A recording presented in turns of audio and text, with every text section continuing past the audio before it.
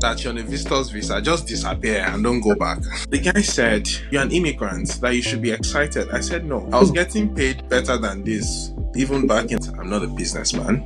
I'm not an entrepreneur. So are you saying that this is your first business? On this call, I won't tell you what I've sacrificed because it's something I'm ashamed to say. That's nothing to do with I've not sacrificed family, but I'll just say it. I've sacrificed. I can never be part of a failed project. And this is not pride. I did a transaction for them and I overpaid them by $1,000. Because for a lot of people, a lot of immigrants right now who want to start a business, one of the biggest obstacles that they have is money. Where am I going to get the funding? So for Pesa, how did that funding conversation happen? You know, I told you about the place where I got the 60K job. The day I resigned 6 weeks after I joined, they offered me 110. Whoa! Welcome to episode 2 of Behind the Mind. And in this episode, I chat with one of the co-founders of Pesa. His name is Tolulope Osho. He immigrated to Canada just 6 years ago from Nigeria. And since then, he has started a company that is now worth over $10 million. And check this, without leaving his 9-to-5 and without having any business experience.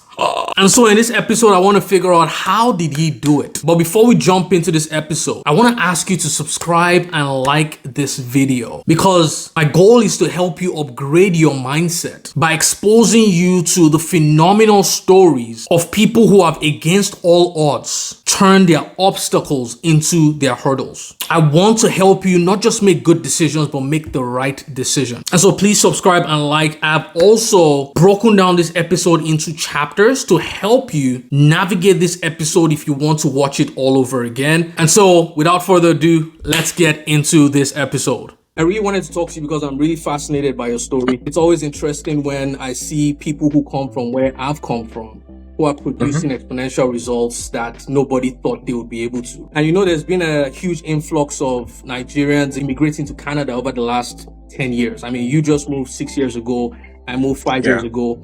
And I feel like when we're moving, there's this idea that people who relocate are sacrificing their dreams of becoming multi-millionaires. And we moving to a foreign country is synonymous to us settling for an average life. Yeah. And I think a lot of people believe this because it's not just about what you know, but who you know. And so when you're leaving your relationships, you're leaving your professional networks, you're leaving your support system in your family, right? And you're trying to build from scratch in a different environment. There's the cultural differences as well. Yes, we speak English, but there's the accent. Are they going to understand what I'm saying and how I'm saying it? Do I need to pretend to be somebody else in order to be accepted in this new environment? There's the employment challenges. A lot of people need to requalify to get to the same level that they were in before they left. So a lot of people are feeling like, you know what, if you're moving, you're actually moving backwards, you're not moving forward. And then you're leaving a tropical country where it is sunny all year round. And then you're coming to a national freezer in Canada where it is known for its harsh weather conditions. And I feel like a lot of immigrants carry this mindset with them and they internalize these obstacles and they come to the conclusion that, you know what, my dreams are dead, but I'm going to grind so that my kids can do what I was supposed to do. And they begin to focus on survival. Let me just get a 9-to-5, pay the bills and save for my retirement, right? And so when I see people like you and I hear stories like yours, who have been dealt similar cards and you've been here 6 years, you've created a multi-million-dollar business, right? While still having a 9-to-5. I want to dive into your mindset because I'm hoping that by you sharing your story, we can help reframe the expectations of the immigrants that are already here and people who are trying to come over as well. Because I believe your dreams shouldn't die because you left. Your dreams should have a better chance of becoming a reality because you left. And so again, thanks again for taking the time to join this session. I want to start off by really diving into what inspired your decision to leave Nigeria, right? Like what inspired that? Yeah, that's a very good question. In 2013, quite interestingly, so I was in New York. Then I met the guys on the train. We got talking. They asked me what I did or what I do. I told them I work in IT. I told them my skill set. And they were like, oh, you're going to have a very fantastic career in this country. Do you want to just blend into the crowd? I said, I'm not following. They said that you're on a visitor's visa, just disappear and don't go back. I laughed at them. I said, my future is very bright. That was what I told him. I said, I have a very good job back home. Why would I want to do something so stupid? Well, guess how much I was earning back then? 200K. Are you kidding? And when I look back at that conversation, it's quite interesting how I was so confident that I had a bright future, even though I was earning 200K. I didn't see the reason to want to move then. It just didn't appeal to me. I was okay visiting, going back to Nigeria. So in 2016, I joined Cisco. And at Cisco, my salary pretty much just grew by like a factor of 10 or thereabout. And one of my colleagues who I really looked up to, like I've literally looked up to that guy ever since I left uni. That guy said he was going to Canada. I said it must be something I'm not aware of. It was there and then I told myself I was going to leave. That was just it for me. Coupled with everything else going on in Nigeria at that time. But did I feel like I was going to lose anything by leaving? To be honest, I really didn't think about it. I just felt. So this guy's name is, I call him Ogamurax. I said, if Ogamurax is leaving, what exactly am I doing in this country? At that time, I just met my wife. Like, she wasn't even my babe. Like, I just met her. We were just chatting. I said, what do you think about relocating? She said, man, that she finds the chance to relocate, that she would. I said, okay, if that's the case, then let's get married and let's relocate together. She was like, just like that. I said, yes, you're a fine babe. You're reasonable. So that was what really prompted me to leave. Contrary to popular thinking, I really didn't think I would suffer. Right. Why? Well, I think it's my mindset. Right. I'm the kind of guy that thinks I would always be fine, regardless of anything. So there's this song I really like that Kiss Daniel sang. No matter the matter, I'll be rich till I die. And I'm very big on words of affirmation. I'm very big on spoken words. I'm very big on confessions. My grandma would say something that's Akbe Moraini and Akbe Demidire, right? You don't have to call positive things to yourself to make them come to pass. I started applying for jobs even before I left Nigeria. Some interviews were not quite positive. In fact, someone told me, I interviewed with one of these big banks as a senior manager, and the guy that interviewed me told me that he won't give me the job because he thinks I'm not a cultural fit. Wow. Yeah. And to be honest, if I look back, I actually bless God that he didn't give me that job. Banks can be quite stressful when it comes to technology. So how did you deal with that? Because some people can see that as rejection, and it can sway them to the other side where they're like, you know what, is this how my experiences in Canada is going to be, right? Or how are you able to overcome that obstacle? Yeah, again, like I said, I know who I am. That's the most important thing. But again, I actually told him as feedback, I said, you don't know what you're letting go of. Right. Because I looked at the technologies he asked me to dissect. These were things I knew in and out. I knew in and out. So I didn't feel some type of way about his comment. So when he said it, I just let it go. Before I left, I did an interview with a company, and they promised me that, we just need you to meet the owner of the company, and that should be it. We talked about the pay, what it was. It looked decent. And that was the reason I left my job in Nigeria to come to Canada. Yeah. So I just told my wife, I said, I found this job. They said they want me to meet with their CEO, and once I do, I'm going to resume. That, again, like I said, that was the reason I packed my bags to come to Canada. Then I came to Canada, and these guys were telling me stories that affected their heart. So I met with the CEO. The CEO said, I'd like you to meet with my VP. I met with the VP. VP said, I'd like you to meet with the sales team. I'm like, which kind of reverse interview? They coming. So eventually they reached out to me that they would not proceed with my candidacy. I reached out to the VP. I said, again, I think you're making a bad decision. I can be a very good, valuable addition to your team. In fact, I considered me taking a job with them as a step down. I said, I can work with you for free for 3 months. If you don't like how I work, then you let me go, which is fine. The guy said, no, I wouldn't. I said, okay, that's fine. It was quite painful, right? I wouldn't say I didn't feel that one, because I actually resigned my job. I didn't have a reason to. Yeah. So it was quite painful. I started looking, and I came this time in 2017, like November 2017. It was really dark. I wouldn't lie to you. It was really dark.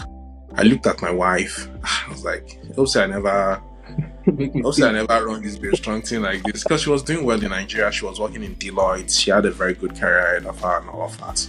There's this thing.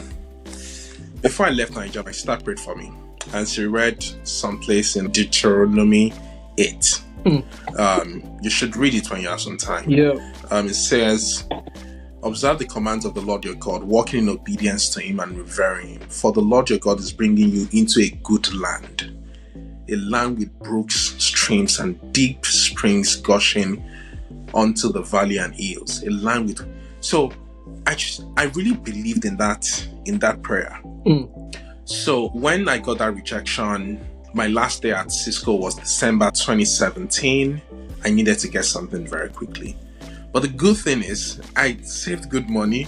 The downside is, I spent most of that good money on my wedding, because I came to Canada like 2 months after I got married. Oh, wow. So my savings could only take me for 6 months. And within 6 months, I needed to get something. So one of my friends, we worked together in Nigeria. He recommended me for a job. And the guy called me. He said, I've seen your resume. Can you do everything on this resume? I said, yes. He said, okay, I'll give you a job and I'll offer you 60K. I was like, it's more. The guy said, you're an immigrant, that you should be excited. I said, no, that I was getting paid better than this, even back in Nigeria. He said the cost of living in Ottawa is not so high. I would blend in, I would find it. I said, okay, make it 65. He said 60. That if I do well, we'll make it 65. This interview is the shortest I've ever been on, because it was just a 4-minute conversation. So I just thought, okay, you know what, I'll take it. A bird in hand is worth more than two in the bush. So it was a phone call, just very short. And that was how I packed my few belongings, because we landed in Brampton and I moved to Ottawa to begin the job. So what job was this in your IT field as well, or something? Yeah, it was in my IT field. Okay. So coming back to your question about, did I feel like I was going to have it tough? No, I did not. I really believe in God's word. And when it says, I know the thoughts I have towards you, they are thoughts of good and not of evil, to bring you to the expected end. That, I believe in it. There's no time I pray. There's this passage in the Bible that says, trust in your Lord with all your heart and lean not on your own understanding. In all your ways you should acknowledge him, and he will direct your path. So I believe that every step, even if it's a misstep, it will take me to the expected end, right? Even a misstep, right? And just to go back a couple of years, and I told my friends back in Nigeria that I have no regrets in life. And they were like, you're so proud, you're so pompous. I said, no be pride matter. You understand? That I just consider most of those things that could have been points of regret in my life to be points of reflection to understand what I could have done differently. And to be honest, that's just my watchword about so many things. Have I made mistakes? A lot of mistakes, right? But I don't sit with my mistakes and feel sad about them.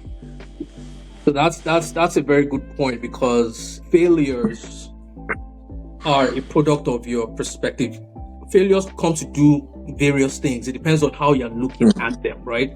So you can either see a failure as, oh, I messed up, or this is a message that I can use to help others, right? And that's why I wanted to talk to you, because I believe that success always leaves clues. When you look at people who have been able to produce results that most people aren't, you just need to look at their lives and you'll see that they are thinking different. They are doing things different. And you know, what I'm getting from what you're saying is the way I'm interpreting my failures are different from how most people are interpreting their failures.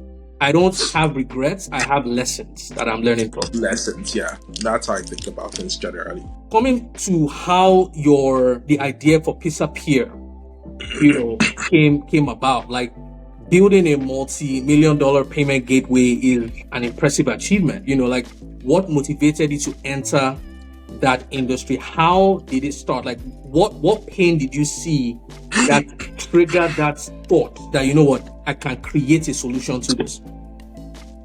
Okay, very good question. So I like to say it, I'm not a businessman. I'm not an entrepreneur. Right? I'm none of those things. In fact, growing up, I always told myself that I'll never touch business. I would go into my career, I'll do very well, I'll rise to the top of an organization. If I become a CEO, so be it. If I don't, still so be it. But I never really thought of myself as a businessman. Until date, I'll still consider myself, I'm not a businessman. Most of the decisions I make, even at Pesa, they are people-centric decisions. Whether for the people that work for me or for the customers that we do business with. It's pretty much finding the best way to add value to make someone's life a lot better. What brought up the idea was in 2020, my sister-in-law was trying to come to Canada as a PR and she needed proof of funds. So myself and my wife, we pulled some funds together and we sent to her. So back then I used World Remit to send money. Then I was chatting with one of my friends, Tolu. His name is Tolu. And Tolu said, oh, that's in the WhatsApp group now. That you always get better rate. So I now said, okay, check on your own WhatsApp group what the supposedly best rate is. He said 270. I sent money at 252. So 18 naira delta. I was like, hold on.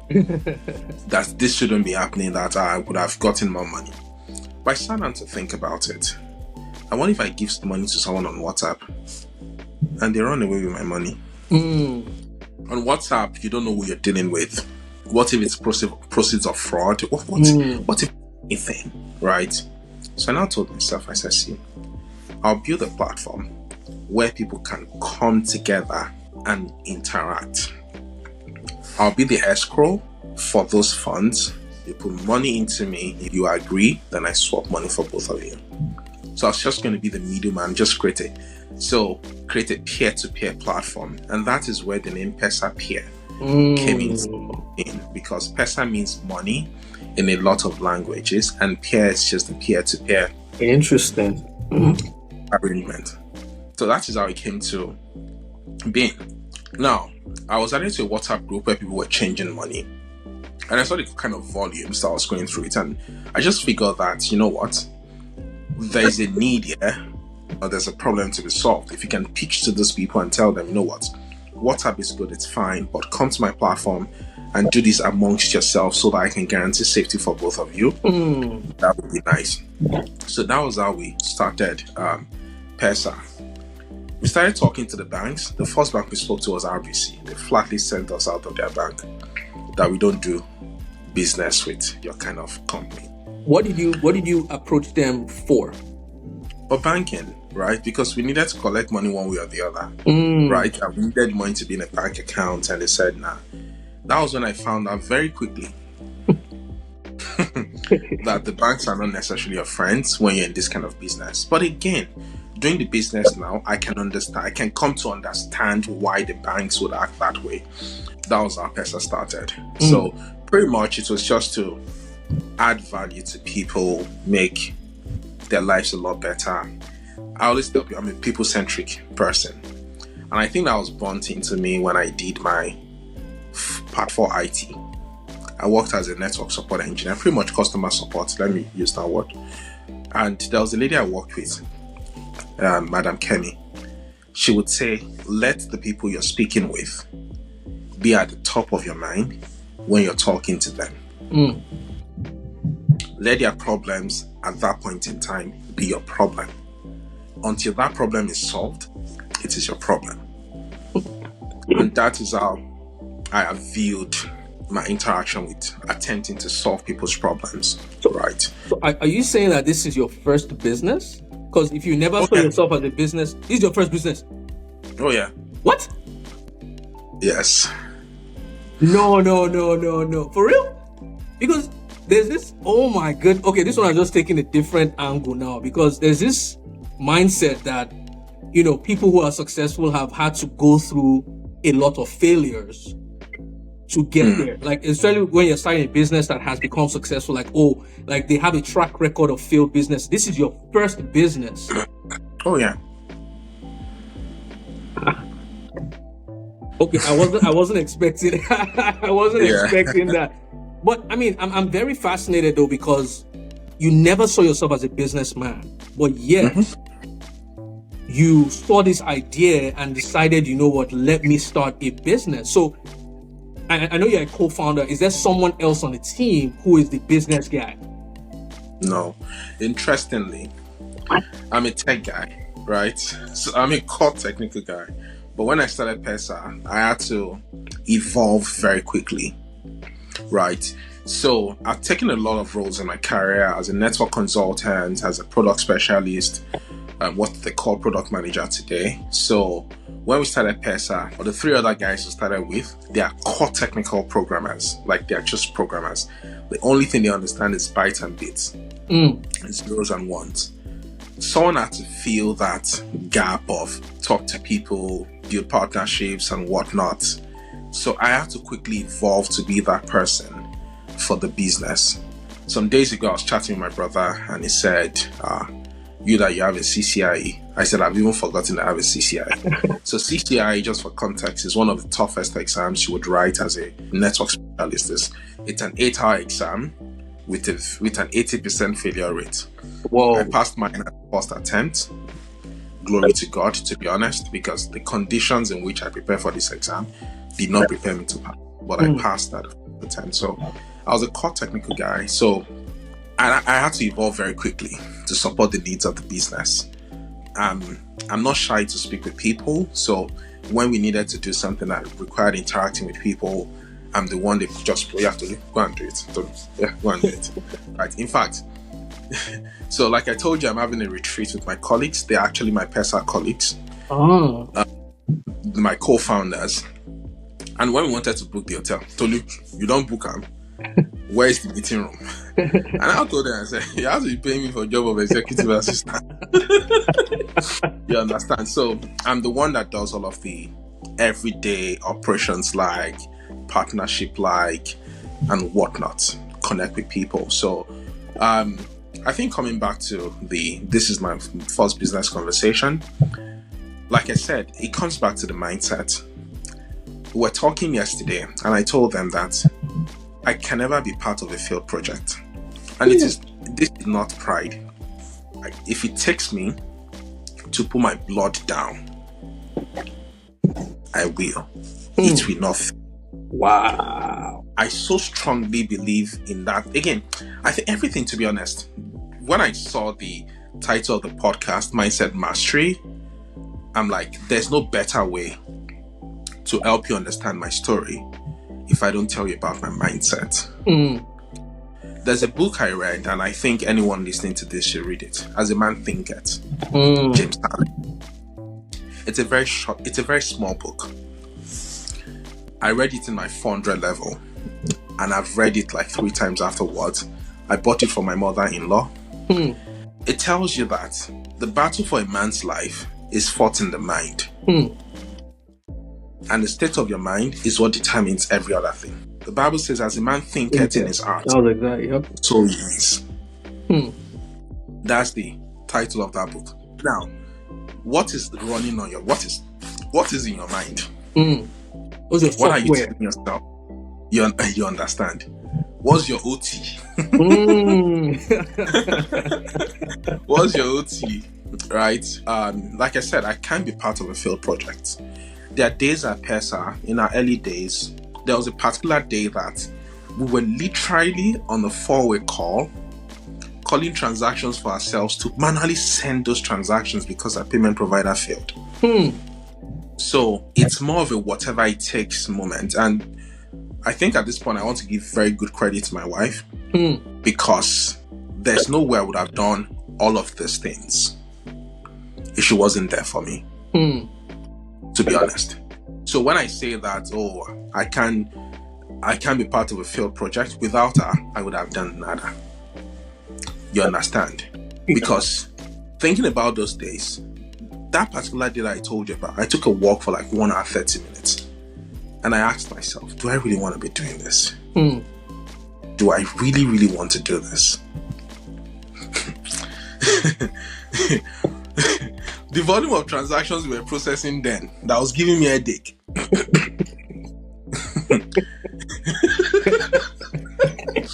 It's 1/10 of what we process now on a daily basis. Wow. So that was what was giving me a headache some years ago. You understand? But again, it comes back to the mindset. It can fail. So thinking about that now, I want to piggyback on what you just said, because for a lot of people, a lot of immigrants right now who want to start a business, one of the biggest obstacles that they have is money. Where am I going to get the funding? So for Pesa, how did that funding conversation happen? Were you funding it personally, or did you get investors? Like, how did that happen? We don't have an investor. Wow. Okay. So everything we've done, we've bootstrapped. And I always tell people, if you strongly believe in what you want to do, without money or no money, go for it. It's one step at a time, one thing at a time. So I had this friend, Shegun. Shegun is the one that introduced me to my initial co-founders, Clement and Yusuf.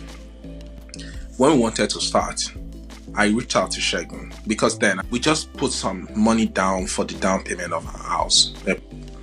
So I literally didn't have money. So I said, Shegun, I'm trying to do this. I need some money. He gave me $5,000. He didn't even ask for anything in return. So he gave me $5,000. He said, speak to Clement, speak to Yusuf. They will be able to help you. Good luck. If you need anything from me, just let me know. Wow. So that was how we started. We did our company registration. And we literally felt it was as simple as, you know what, build a mobile app and start going. It wasn't that. That's why I said a lot of the things you need to succeed in your business, it's not money related.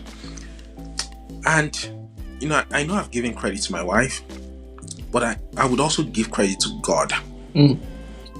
That is one factor you cannot escape in this life. Now, I have this belief about the concept of natural and supernatural. There are things you can do with your natural strength. Your flesh will fail you at some point, and that is the point where you need God. So God has been quite kind to me. He has sent helpers to me on our journey in this business.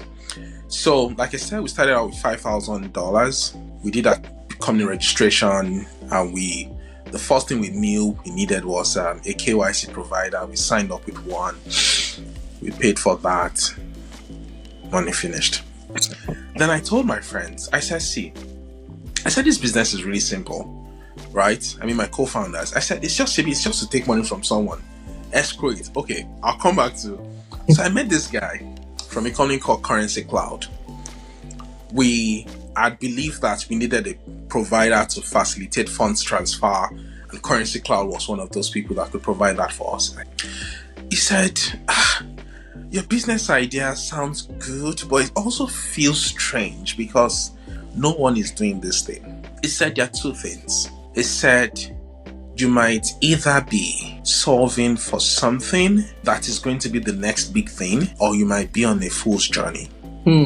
He said, but before I leave this call, I'll tell you Currency Cloud cannot support your business, but speak to this company, and see what they can do for you. I don't know anyone there, but speak to these companies and see what they can do. That changed the direction of our business entirely. Wow. And we sat down to think about it, that this escrow thing said, how we want to make money. You understand? Because in as much as you want to provide value, you also want to be able to keep the lights on and whatnot. I said, guys, it looks like this is a bad idea. Let's just go to direct remittance. Let's take money from people and give them.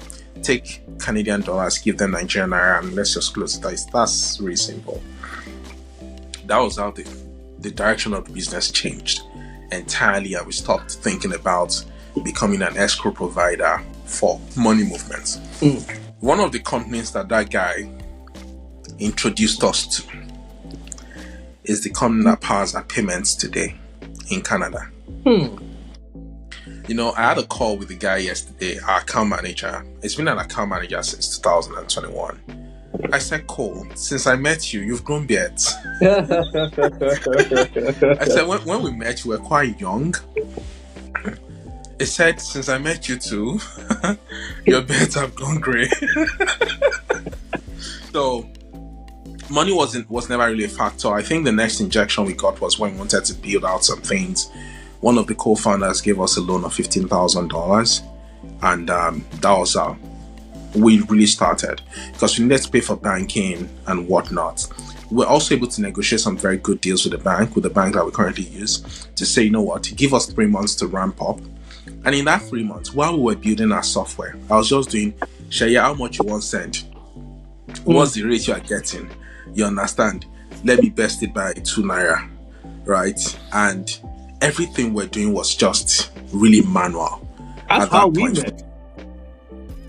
That was how we met. Interestingly, yeah. Thinking about it, that was how we met, right? And to be honest, I always bless God for the first set of customers that God sent my path. To be honest, extremely kind humans. Extremely kind humans. There was one particular couple I dealt with. They're still my friends till date. I didn't know them from anywhere. Someone just introduced them to Pesa back then. And I did a transaction for them, and I overpaid them by $1,000. And I didn't know, because everything was just manual reconciliation and whatnot. They called me like 2 weeks. They said, we're trying to balance our books, and we see that there's an extra $1,000. It appears that you overpaid us when you did this transaction. I said, I can't remember. They said, but you did, so we're going to return the money to you. Wow. That was how we met and became friends. Interestingly, I've only met them once since then, but we're always in. And these are people that have gone ahead to tell people about our product, right, unsolicited. So, which is why I said, God sent helpers. Helpers were the biggest drivers for us early on. I would really credit a couple of my friends. There's Busola. Busola took it upon herself to start reselling to our customers because she owned an African store. There are days Busola would pull in like $15,000 in transaction volume. It was big money for us back then. It was really big money. In fact, there was a particular couple she was always changing money for. And I was at some point worried that, who are these people? Sadiq is Sadiq. Oh, this is not Sadiq, wire. So one day, I moved into the house I told you we bought then. We're just moving in. Like, we just closed and we're just moving in.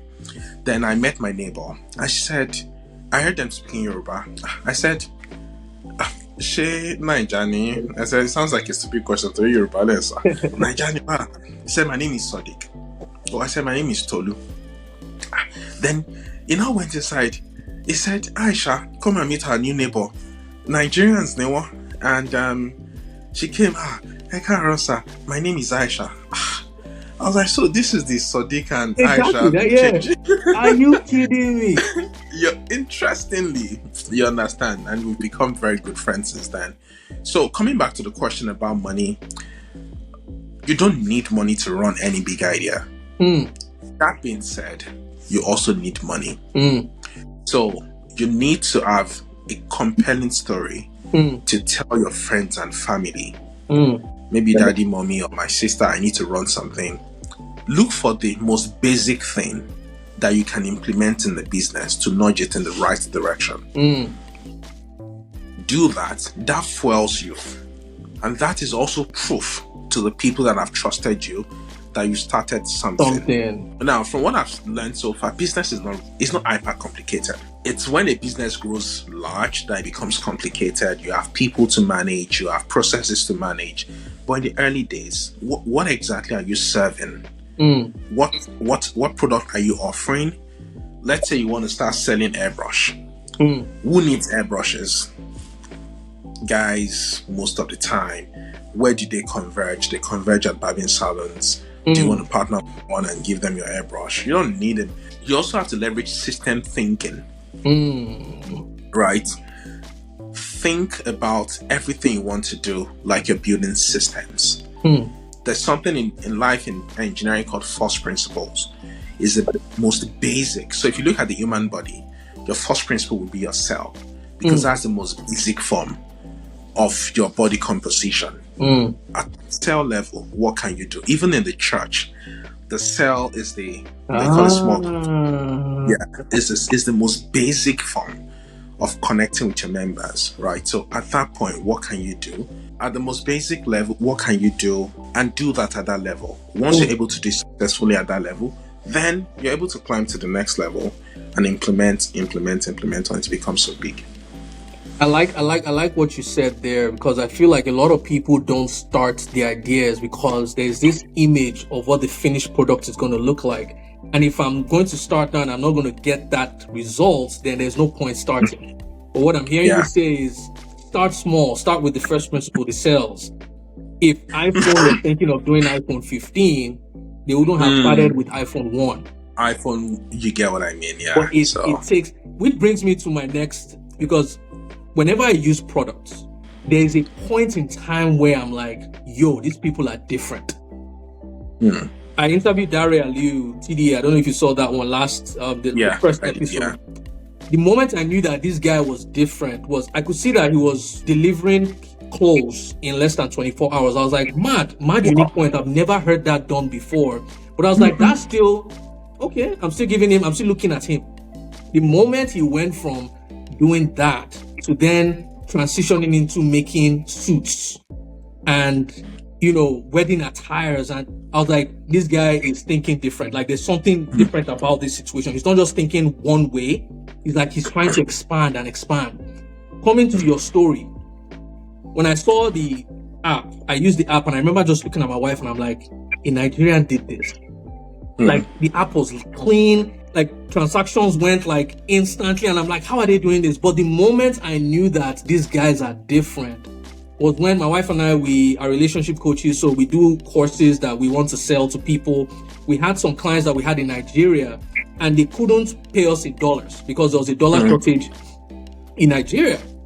But then you guys had a feature on your app where we could create a Nigerian wallet. Yeah.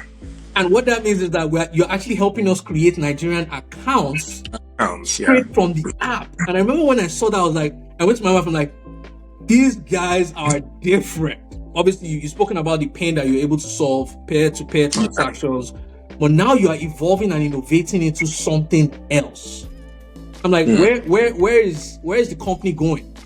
And how did that idea even come about? So real quick before we get back into the episode, I have personally been using Pesa for the last 2 years. And I use it to send money back home. I use it to send money to the UK, to the US. And I believe you can send money to over 45 countries using this application. If you're looking for a safe, secure, and quick way to send money across the globe, then you need to download Pesa right now. If you're an immigrant like me and you've lost access to your bank account back home, then Pesa allows you to create a wallet that automatically creates a bank account in your home country so that you can begin to put money in there or even accept money through that account as well. They currently have a promotion where if you refer someone, you both get 10 Canadian dollars after a transaction of $100. And so I've got a referral link in the description down below. Let's earn $10 together. It's going to take you nothing. Click on the link and then we both get to share something out of it. Let's get back to this episode. Good question.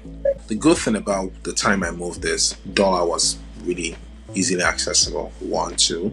My salary came in dollars, so I had dollars. But if I think about the stress my sister-in-law went in bringing her money back here, that's one thing. There are times before I started Pesa that I would do projects for companies in Nigeria. They couldn't pay me in dollars, so they would send to my GT account. So with GT, I'll find a way to transfer that money to USD. It was just tacky because I'll call up. I still have his name stored as something a hotel. I'll call him. I'll send him naira. I would take dollar to the bank for me paid, and I'll do a wire transfer back to myself. Yeah. And in engineering, there's something called losses. Even in process, every point in the process, there's a potential for loss. Right. So with that transaction, you change NGN to USD, USD to CAD. There's a lot of loss that would happen along those lines. And coupled with the fact that a lot of people left Nigeria, take for example, I don't have access to my GT account anymore. Exactly. Yeah. Right. And I realized that there are a lot of people that are disconnected from the financial systems in Nigeria. So we decided to go on that Naira wallet journey, right? To create those accounts for people, thereby solving their own problems. I had my own problem to solve by extension. It's called liquidity. At every point in time that you send money, you said it's instant. Some people experience delays. I've experienced delays myself too. So I wouldn't say that 100% we are instant. Sometimes some days are good, some days are bad. So, however, we also had liquidity challenges of we need to be able to send Muiwa's money instantly. So we needed to find a way to collect Naira from people. So that was one of the reasons why we have this Nigerian wallet in the app. And the vision of the company is to really make it more like a multi-currency wallet approach. There's a company called Wise.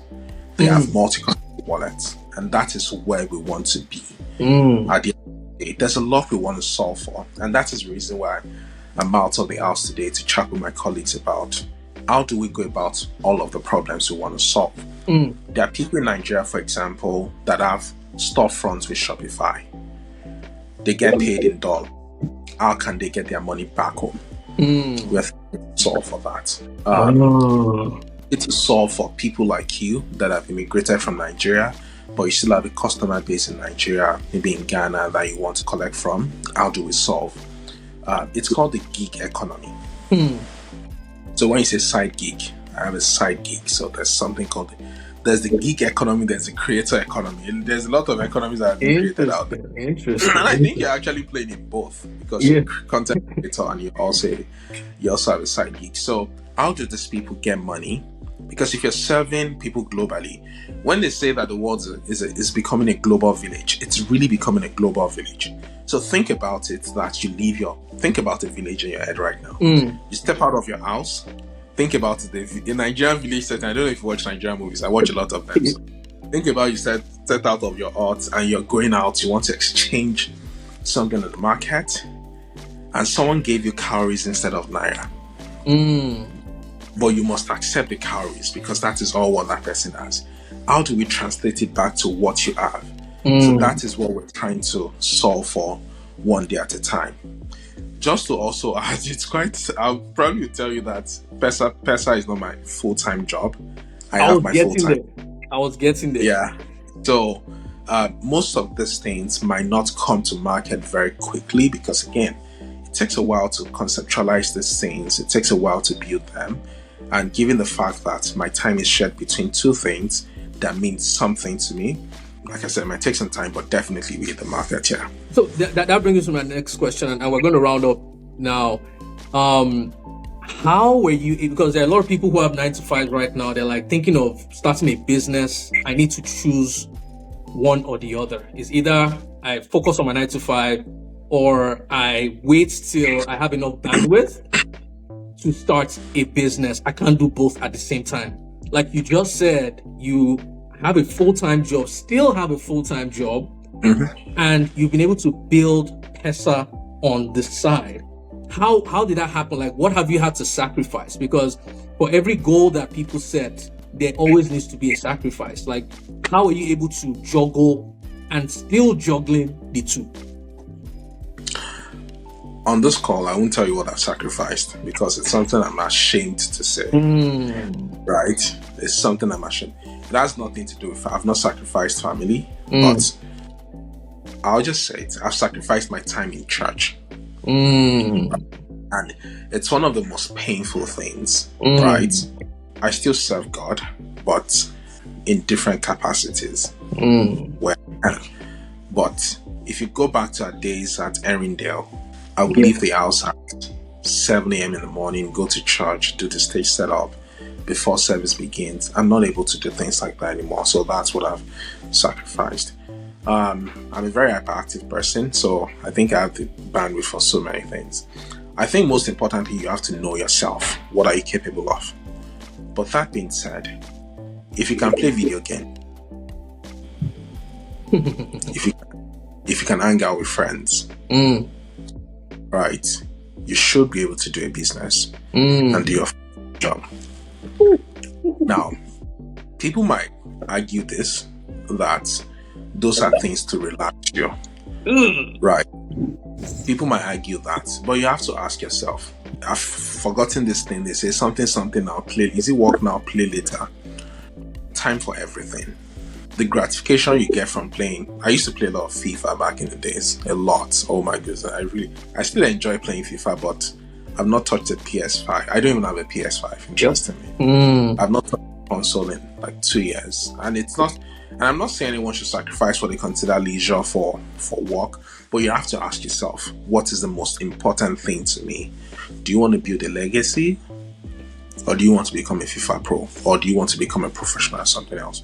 At the end of the day, the most important thing for you is to find fulfillment in what you do. Now, with respect to me combining this with my work, a typical day for me, and I think this started about a month ago, I wake up at 3 a.m.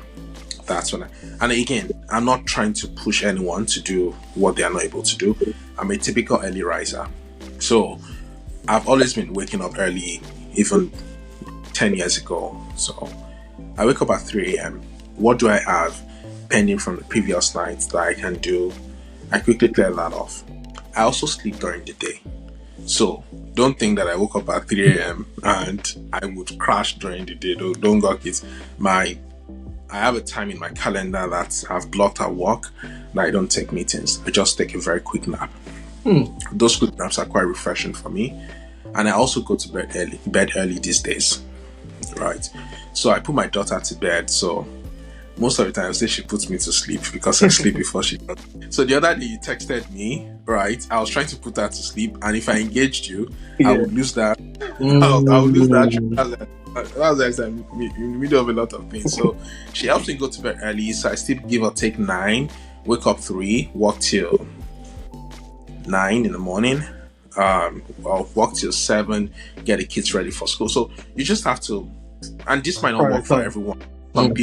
Some people like their sleep, right? So find something that would work for you. And there's also a point you get your business to that you realize that it's not worth it having your 9 to 5 hanging around. I've gone past that point, right? To be honest. But most of these things you need your wife's buying. So sorry, you're breaking up there. You said you haven't gotten to that point, or what did you say? I said I've gotten to that point where I actually think I would have to pick one of the two, which is obviously Pesa. But you know what? Let's just still grind it a little bit as far as we can. But by any extra cash you get in this economy is a plus. It also gives me the opportunity to defer reward from Pesa so I can reinvest in the business. I never thought about that. So, one of the things I will also say is you would have little wins, celebrate them, but don't eat them. So there's a message by this guy called Mensal Tabio. Don't eat your future. It talked about the Jacob and the Esau mentality. Jacob had 2 animals. He mated them to form more animals and more animals and more animals. It said Esau focuses all of his energy on one thing. And when he catches that thing, instead of him to nurture it, he kills it and he eats it. So if you start eating your profit early, Baba, you won't build anything. You won't build anything. And to be honest, I think just coming back, when I was in primary 2, I was a very dull student in my nursery school, nursery 2, primary 1. I knew it because of where I was sitting in the class. So we had row A, B, C, D. Back then, it didn't mean anything to me.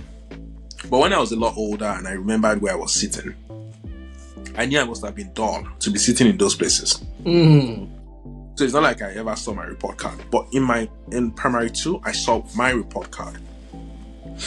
Because that was the first time I ever ate toast bread. Because my result was so good, my mom made toast bread for me. On my report card, my teacher then, Mr. Isaac, said, don't rest on your oars. So oars are they're like paddles you use to row a boat. And if you rest on them, the boat will not move forward. If you overly rest on them, there's a good chance you will sink your boat. So number one, excuse me, just a minute. Sorry about that. No worries. This cough on me, you know, go win. So you will experience little wins, celebrate them because it's good for you, but don't rest on them and think you've got into the final spot. Like I told you, I was sweating out and asked myself if I wanted to continue this business. And the volume that was sweating me out then, if you do that volume in one day though, I'll go to one corner and go and cry. So at no point in time should you think that I have arrived. At no point should you think you have arrived. There's always something bigger. There's always something greater to chase. I don't know if you are able to share this online, but what would you say the valuation of the company is now, especially starting from 5K, then 15K. So you started with like 20K. What would you say the valuation is today? Well, I've never really, to be honest, put a figure to it. If I look at comparables, don't let me go into that, but it's in millions, right? I can say that for free. If someone, for example, offered me 10 million to walk away from Pesa, I wouldn't take it. Wow. Yeah. If someone offered me 10 million to walk away from Pesa, I wouldn't take it. So it's definitely worth at least 10 mil. Yeah, at least we can put it at that figure. But again, valuation is subject conversation, right? But again, today, if you say, all you owners of Pesa come together, take 10 million and walk away, I won't. Awesome. But most importantly, to anyone listening, I told you about the place where I got the 60K job. The day I resigned 6 weeks after I joined. They offered me 110. Whoa!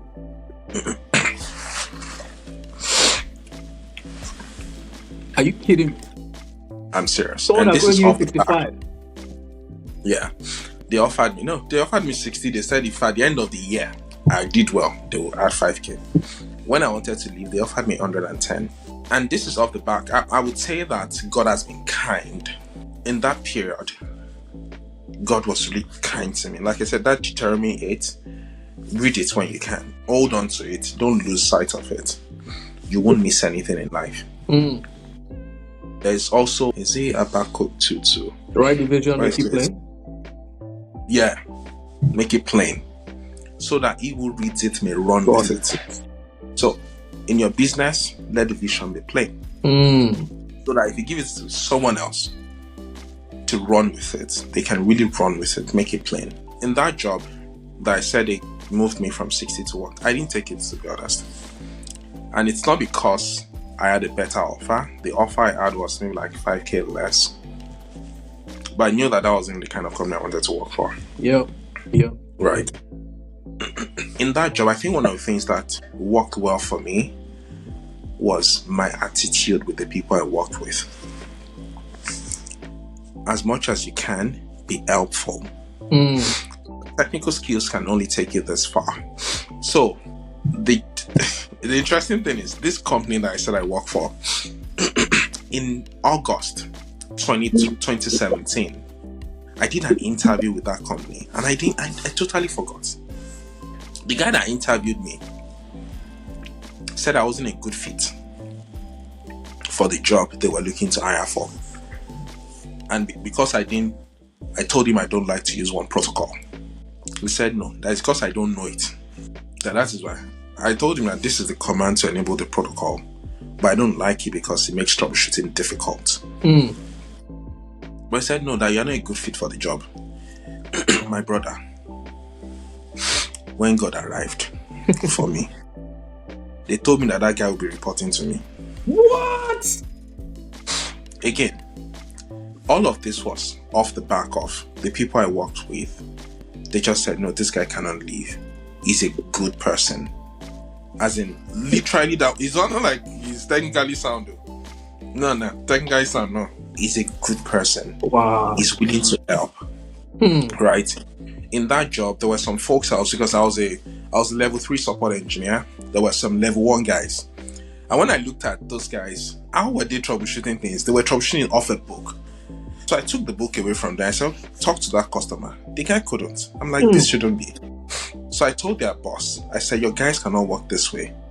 Like, what happens if this book gets missing? Are we going to stop because of that? So I created a lab for them. I started training them and whatnot. I started encouraging them. I said, see, we're all immigrants. Don't feel like this is what you should do forever. Right? Get certifications going. In fact, there was one of them. His name is Immigrant. So his email then was I can. So I said, you that your name is I can. You can't do anything. So,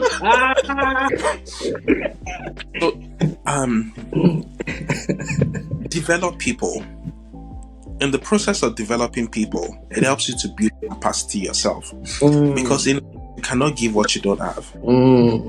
So when you want to give, you have to acquire that thing first before you can give it. So help you build capacity. So just for anyone, your attitude, it really goes a long way. You have to have a positive mindset, right? So I was driving one day and a bird pooped on my windshield. I quickly cleaned it up. That's the same way negative thoughts will come into your mind. Clean it up ASAP. Right. If it's a positive thought that landed on your mind, allow it to thrive. If your mind is not clean, and your mind can legit not be clean, if it's filled with negativity, if it's filled with how you cannot get anything done, because some people are quite invested in, I can't do it, I can't do this one, you actually can. You actually can. The moment you do one thing about it, do the littlest thing about it, celebrate it, move to the next thing, celebrate it, move to the next thing, celebrate it. So, positive attitude, be good to people, be kind to people. It really goes a long way. And most importantly, God. Don't lose sight of God. Right? Like I said, when I came in, I didn't think I would struggle, but at the same time, there was a stark reality. When the first company that told me they would give me a job, didn't give me a job, I still thank God I didn't take that job. Because one of the jobs I worked in eventually, this company, they needed me to approve them to become a vendor. Whoa! The guy that didn't give me that job, he had a meeting with me. He didn't even know. But I didn't bring it to him. I didn't bring it up with him. They needed me to approve them to become a vendor for my company. So there's this guy there, Errol. Myself and Errol, we had a good relationship. Errol was like, this is quite interesting that we need you now. Hi. I said, it's not a big deal. I believe you guys are solid, so it's going to be a goal for me, right? So I bless God. So if you ever get into a spot where you feel disappointed, which is why I said, trust in the Lord with all your heart, lean not on your own understanding, in all your ways acknowledge Him, and He will direct your path.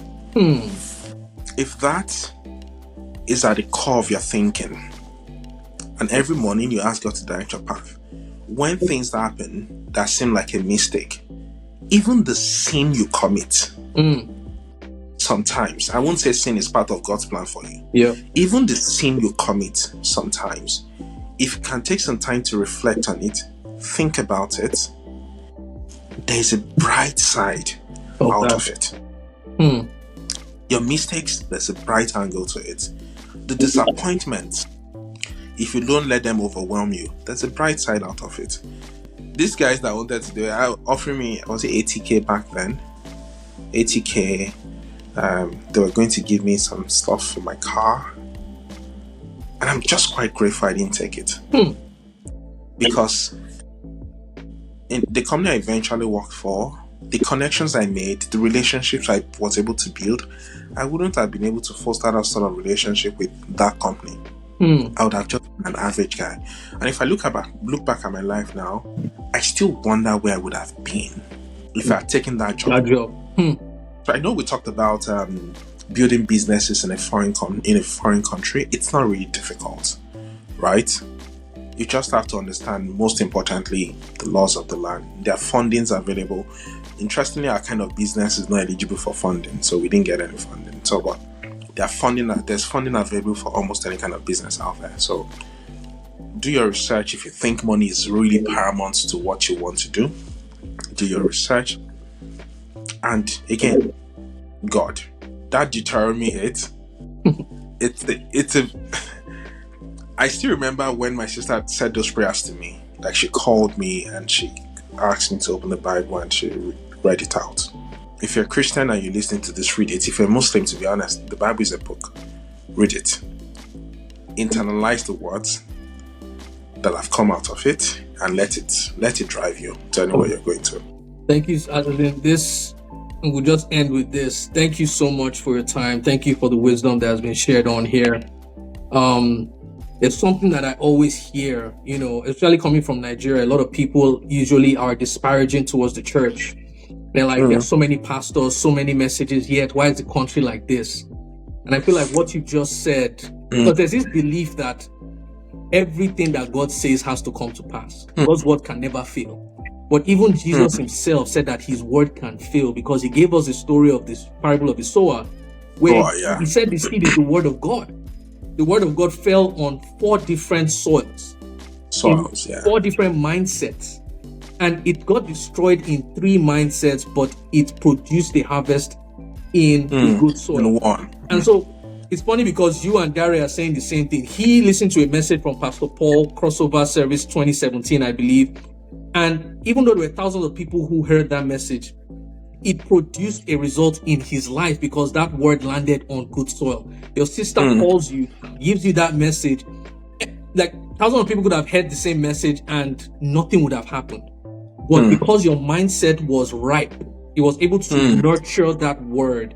It was able to produce something that even till today, you still remember it like it was yesterday.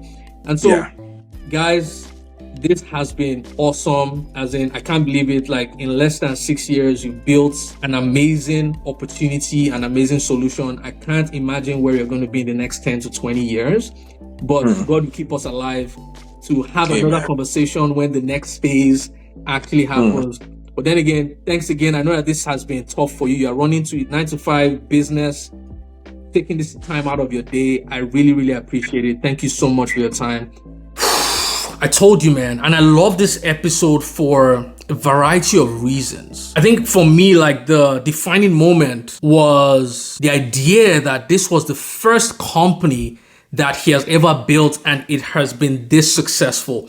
I feel like I had that limiting belief based on what I'd been exposed to. Like, when you hear of the successful companies and how they all had to go through a lot of failed businesses before they got one that ended up paying for the other failures, I feel like that is what I've been exposed to. This is the first time I'm being exposed to someone who, on his first attempt, has been able to get it right. And I feel like that has reshaped and reframed my expectations, starting my next business, and you guys are going to hear about it very, very soon. But I feel like just what he said, I can never be a part of a failed business. I feel like that should be our mindset starting any single thing, right? And success may look different for everybody. Success may be that you learned what not to do, right? But I feel like in his case, if we have God and the Holy Spirit directing us, I don't see why we should fail at anything that we do. I think second thing that really stood out to me in this episode is, do not lean on your own understanding. A lot of the disappointments that he faced eventually became blessings in disguise. When he had gone full circle around those disappointments, he then realized that, you know what, you were looking at that situation from the short-term perspective. God was looking at it from the long-term perspective. He saw how your disappointment here would elevate you here. He saw how the people who turned you down here would end up needing you in the future, right?